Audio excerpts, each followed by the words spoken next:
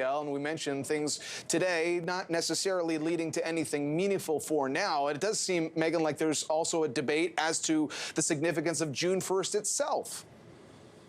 Right. Yes, there are some Republicans who are questioning June 1st and whether that is the actual X date or whether there's some additional time. This would allow them extra time to get a deal through the House and then ultimately through the Senate.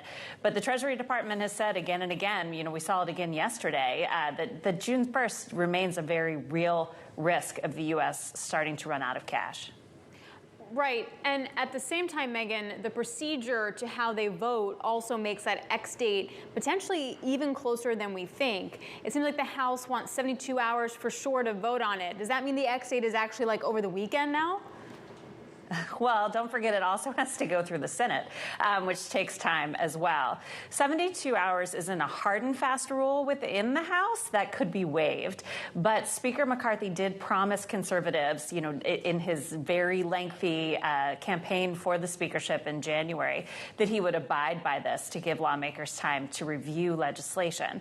So that's 3 days right there, and then, a vote. But the Senate is a whole other beast where one senator can tie up a vote for as long as 30 hours. And so that pushes us, ever closer to the June 1st date. Megyn, we had those hopeful comments from business leaders, but I know you and the team have been sort of exploring how prepared world markets can be for an event that we just don't have a lot of familiarity with, even if, banks are doing their part to try to get ready for the unknown. Right. Well, we're hearing, war rooms at banks and other financial institutions. But this is uncharted territory should we ever default. The U.S., as you know, has never done that.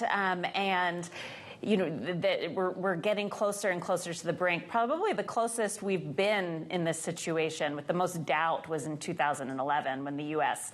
suffered a credit downgrade but never actually defaulted.